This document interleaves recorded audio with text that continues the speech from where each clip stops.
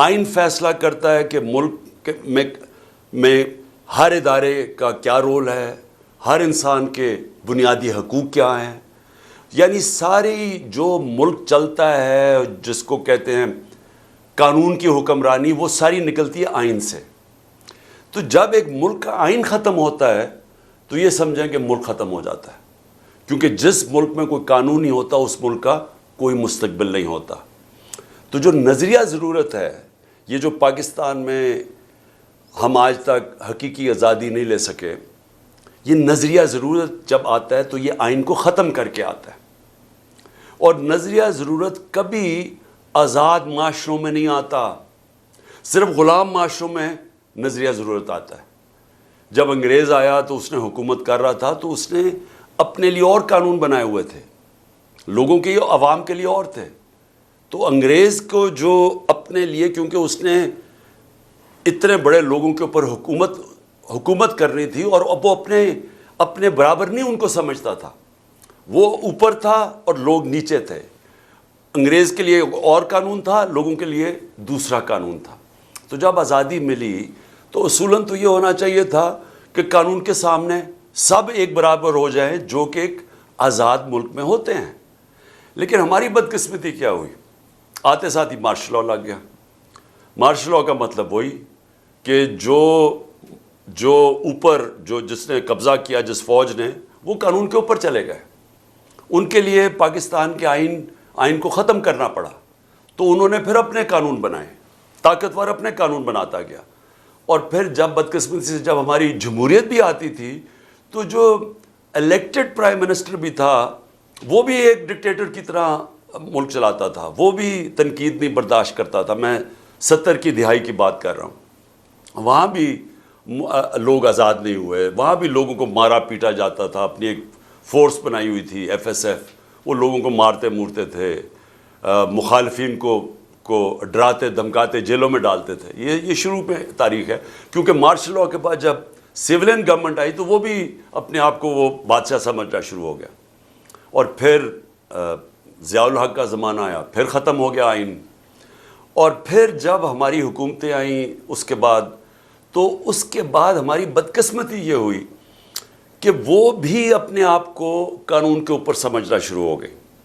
تو وہ جب ملک میں کوئی غلط کام کرتے تھے تو وہ سمجھتے تھے کہ عدالت کی یہ جرات نہیں ہونی چاہیے ہمیں روکنے کے لیے، لہٰذا سپریم کورٹ پر حملہ کیا گیا، ڈنڈوں سے حملہ کیا گیا سپریم کورٹ کے اوپر۔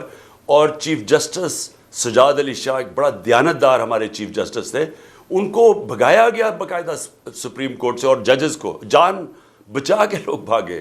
اور پھر پیسہ چلایا بریف کیس سے، ججز کو تقسیم کیا گیا اور پھر سجاد علی شاہ کو ہٹایا گیا۔ اور تو یہ کیوں ہوا؟ کیونکہ جو جمہوریت کے ذریعے بھی، جو اپنے آپ کو الیکشن کے ذریعے بھی آتے تھے، وہ بھی اپنے آپ کو قانون کے اوپر سمجھتے تھے، وہ بھی سمجھتے تھے کہ ہمیں عدالت کون ہے ہمیں پوچھنے کے لیے۔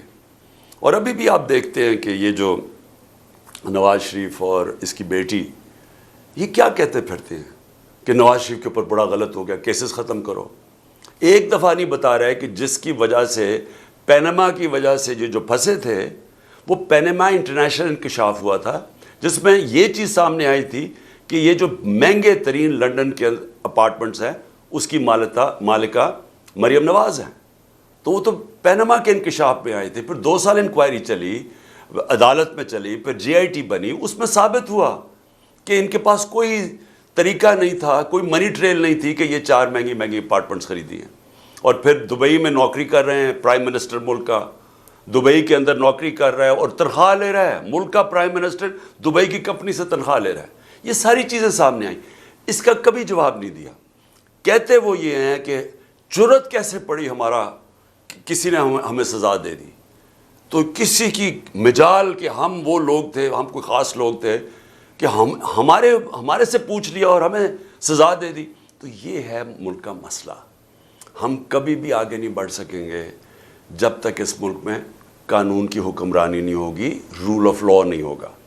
میں مدینہ کی ریاست کی اس لیے آپ سب کو بار بار مثال دیتا ہوں کہ جب وہ غریب ترین حالات میں تھے، پہلی چیز میرے نبی صلی اللہ علیہ وسلم نے مدینہ کی ریاست میں قانون کی حکمرانی قائم کی, عدل اور انصاف قائم کیا.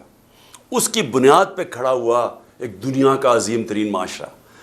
آج دنیا میں کوئی اب ملک دیکھ لیں جہاں خوشحالی ہے, جدھر انصاف ہے وہاں خوشحالی ہے, جدھر جنگل کا قانون ہے وہاں غربت ہے. تو یہ تو یعنی جو بھی دنیا جانتا ہے اسے پتہ ہے کہ یہ حالات ہیں جب آپ کے ملک کے اندر مائٹ از رائٹ ہوتی ہے, یعنی طاقت کی حکمرانی ہوتی ہے, جو پاکستان میں آج. اس لیے کل کا دن بہت اہم تھا اس ملک کی تاریخ میں.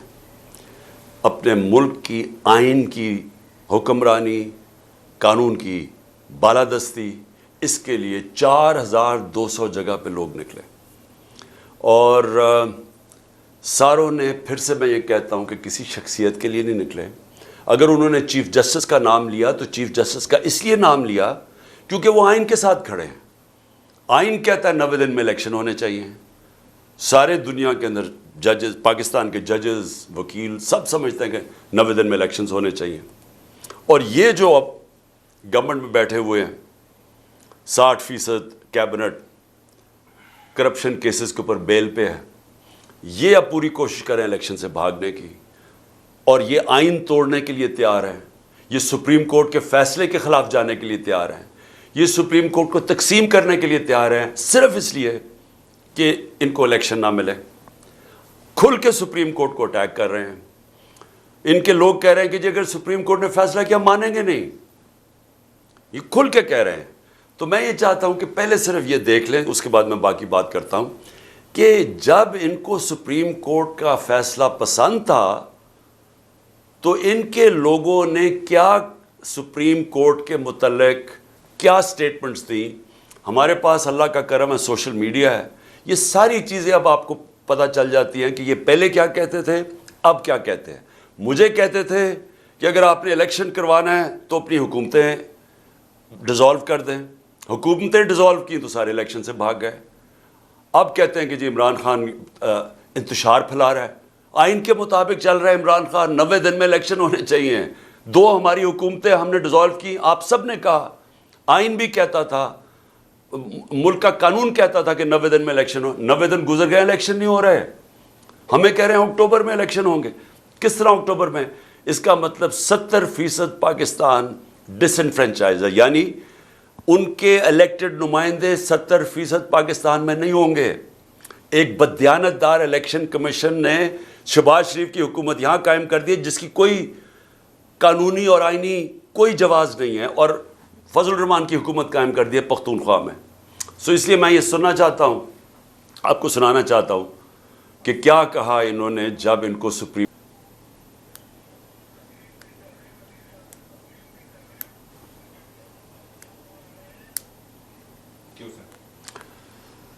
سو واضح ہو گیا کہ جب ان کو ضرورت تھی تو ان کو سپریم کورٹ کی سینکٹٹی, اس کے فیصلوں کی اہمیت کی سمجھ آ گیا کہ کیوں سپریم کورٹ کا فیصلہ ضروری ہے. اور اب جب کہ 15 کے 15 سپریم کورٹ کے جو ججز ہیں وہ ایک چیز پہ سب متفق ہیں کہ 90 دن کے اندر الیکشن ہونا چاہیے جب اسمبلیز ڈیزالو ہوں.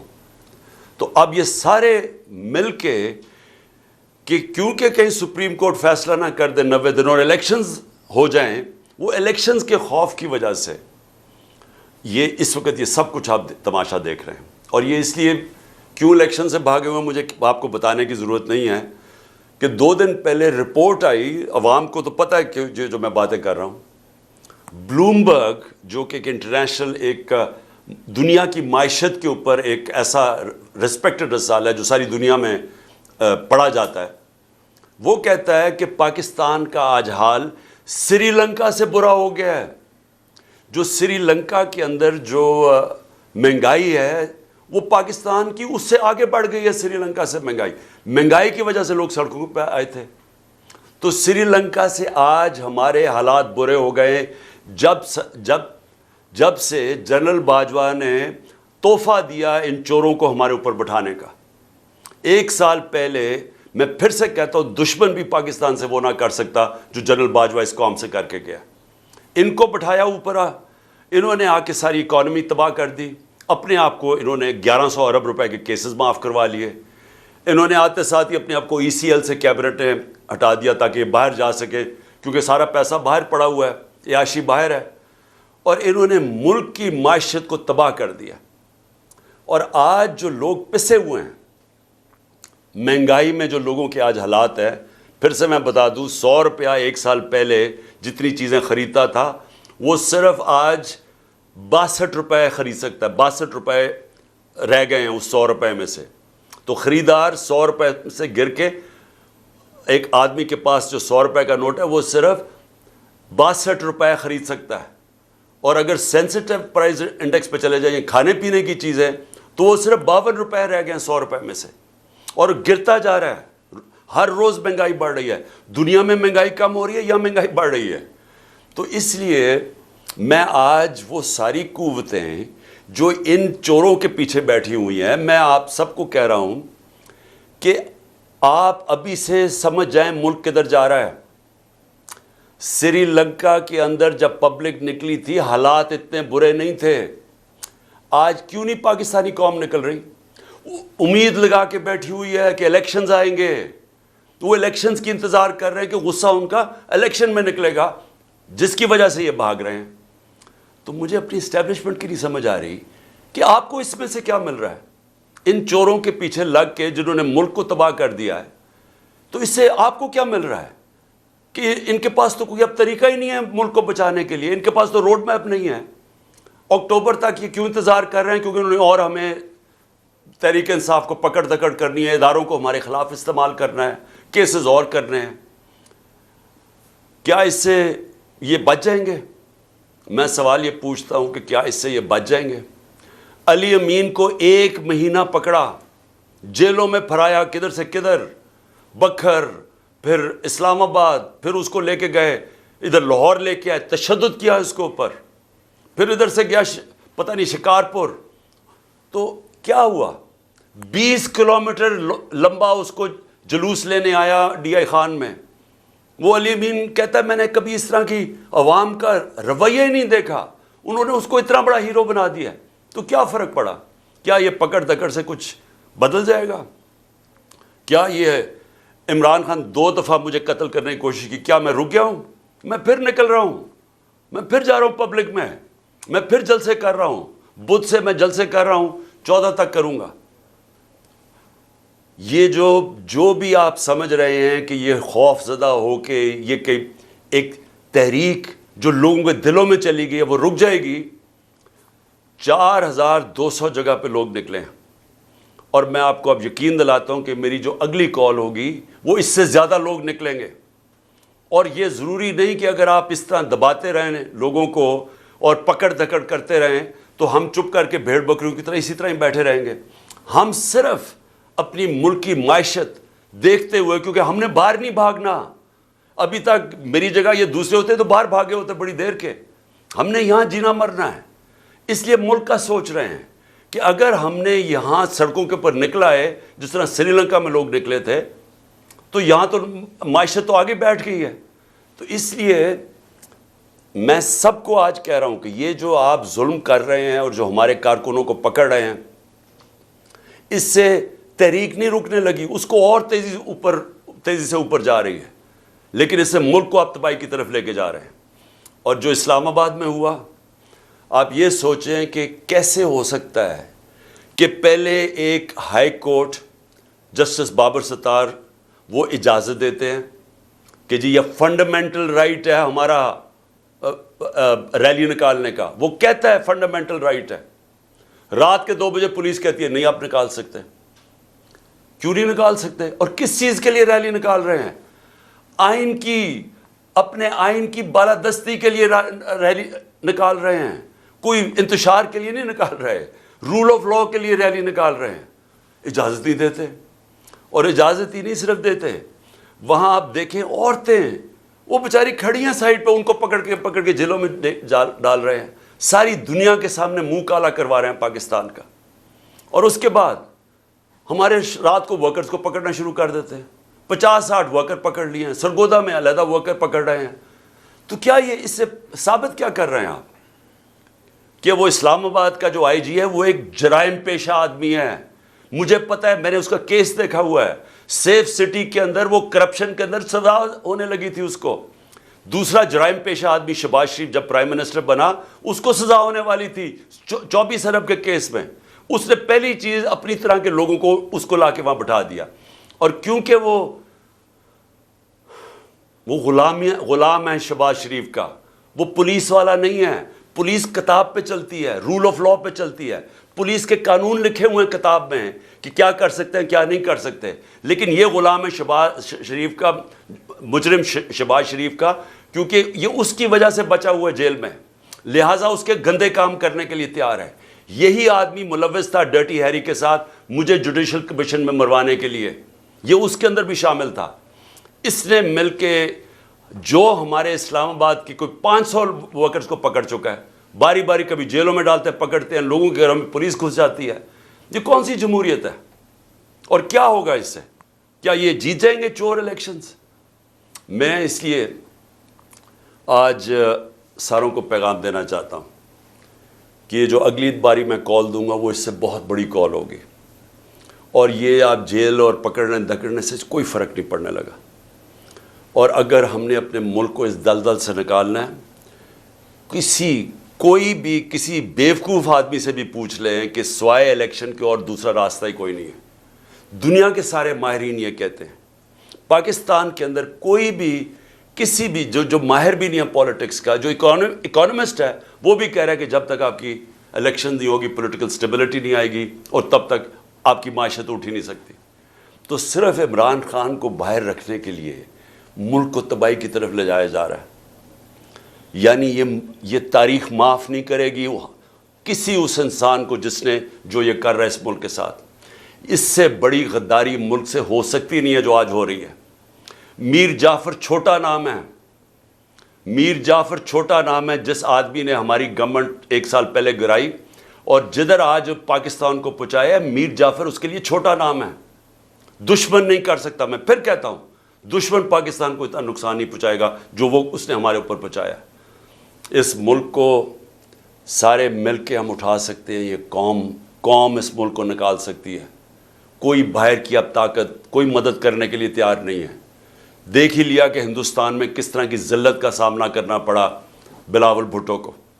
میں اس میں کوئی شک نہیں کہ اس نے بڑا غلط، کوئی ایٹیکیٹ نہیں تھی ان کے فورن منسٹر کو، کوئی تمیز نہیں تھی. کبھی اس طرح کسی آپ ملک میں کوئی مہمان آئے کبھی آپ اس طرح نہیں کرتے، اس طرح کا رویہ نہیں کرتے.